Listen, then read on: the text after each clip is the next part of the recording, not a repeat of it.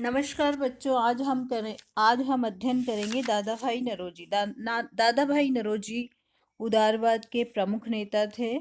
उन्हें भारत में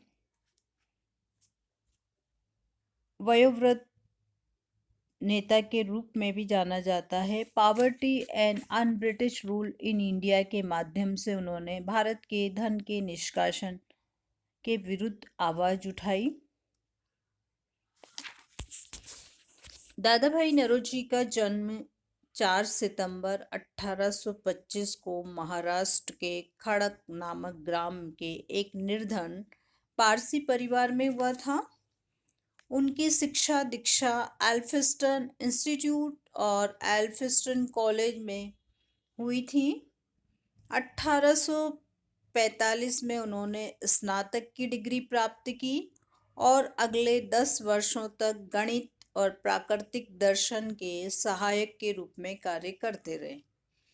1855 में कामा एंड कंपनी के साझेदार बने और उनके मामले की देखभाल करने के लिए वो लंदन गए। 1862 में कामा एंड कंपनी से नाता तोड़कर उन्होंने निजी व्यापार आरंभ किया, लेकिन सफल नहीं हुए। 1869 में वो बम्बई लौट आए।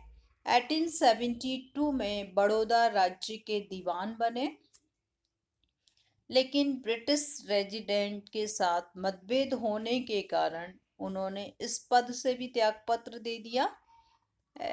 जुलाई 1875 में वे बम्बई नगर निगम के सदस्य चुने गए। शीघ्र ही इंग्लैंड चले गए। वहां पर उन्होंने अपना शेष सार्वजनिक सेवा व्यतीत की।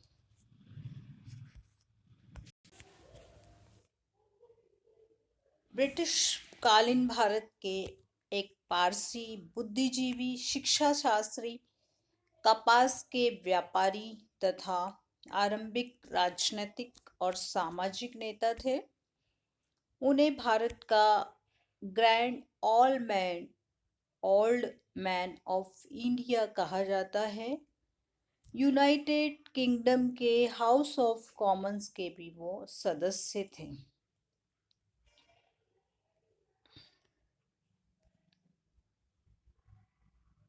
दादा भाई नौरोजी ने भारत में विश्वविद्यालय की स्थापना के पूर्व के दिनों में एल्फिंस्टन इंस्टीट्यूट में शिक्षा पाई, जहां वे मेधावी छात्र थे। उसी संस्थान में अध्यापक के रूप में जीवन आरंभ कर आगे चलकर वे गणित के प्रोफेसर हुए, जो उन दिनों भारतीयों के लिए शैक्षणिक संस्थाओं में सर्वोच्च पद था। उन्होंने समाज सुधार कार्यों में अग्रगामी और कई धार्मिक और साहित्य संगठनों के जैसे student literary and scientific society के प्रतिष्ठाता के रूप में अपना विशेष स्थान बनाया।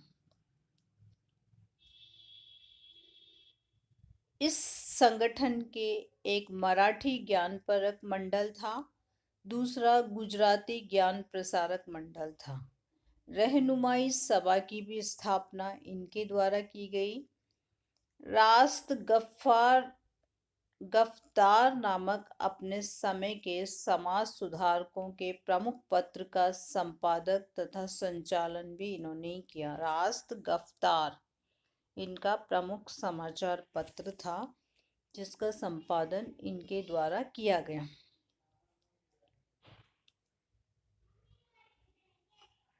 पारसियों के इतिहास में अपनी दानशीलता, प्रबुद्धता के लिए प्रसिद्ध कैमास बंधुओं ने दादा भाई को अपने व्यापार में भागीदार बनाने के लिए आमंत्रित किया।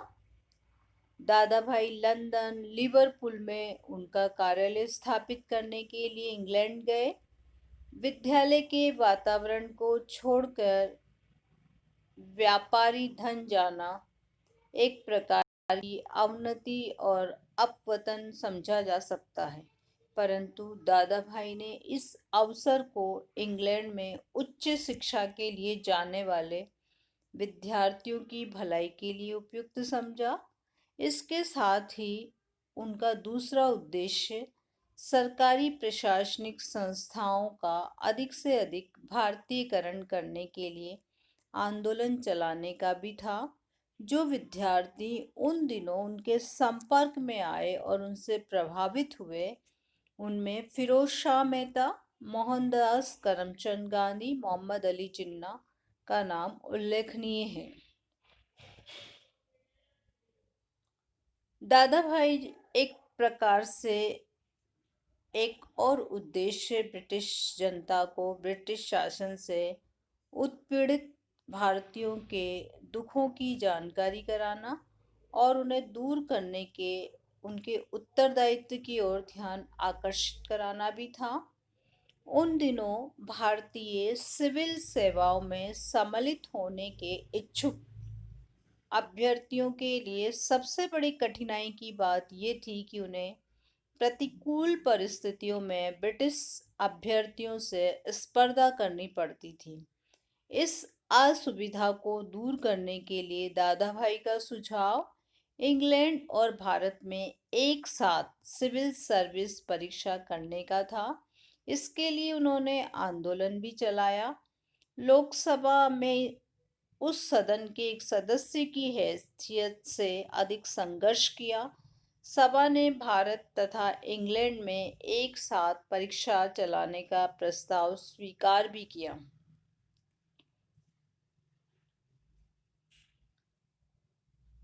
दूसरी उनकी सबसे बड़ी उपलब्धि अपनी परिवेदना में भारतीयों की भयानक दरिद्रता को व्यक्त करना था। दादा भाई पहले व्यक्ति थे जिन्होंने इसके लिए दुख की अभिव्यक्ति को ही, किंतु वे पहले व्यक्ति अवश्य थे जिन्होंने उसके उन्मूलन के लिए आंदोलन चलाया। उन्होंने तथ्यों और आंकड़ों से ये सिद्ध कर दिया कि जहां भारतीय दरिद्रता में आकंठ डूबे थे, वहीं भारत की प्रशासनिक सेवा दुनिया में सबसे महंगी थी। सरकारी आंकड़े उन दिनों नहीं के समान थे और जानकारी प्राप्त करने के लिए कोई गैर सरकारी साधन भी नहीं था। भारतीयों की आर्थिक स्थिति के संबंध में प्रारंभिक सर्वेक्षण के बाद यही निष्कर्ष निकाला कि देश में एक व्यक्ति की औसत वार्षिक आय कुल 20 रुपये थी। इन्हीं सब आंकड़ों के आधार पर ईस्ट इंडिया एसोसिएशन के सामने उन्होंने वाट्स wants and means of India नामक निबंध 27 जुलाई 1870 को पढ़ा।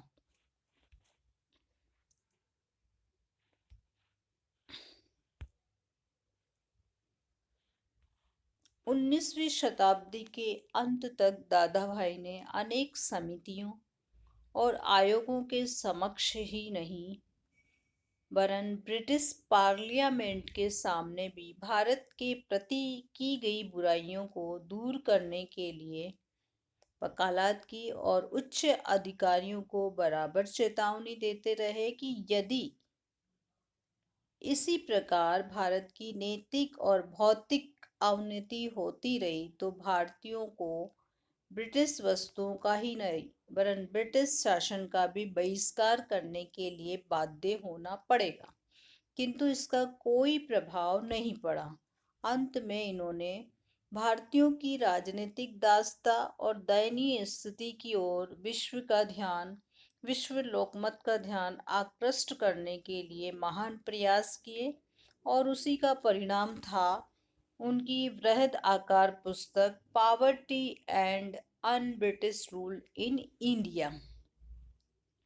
इसमें उन्होंने लेख, भाषण, निबंध और उच्च अधिकारियों से पत्र व्यवहार तथा समितियों, आयोग के समक्ष दी गई उनकी गवाहियों तथा कितने ही महत्वपूर्ण अधिनियमों और घोषणाओं के उदाहरण थे।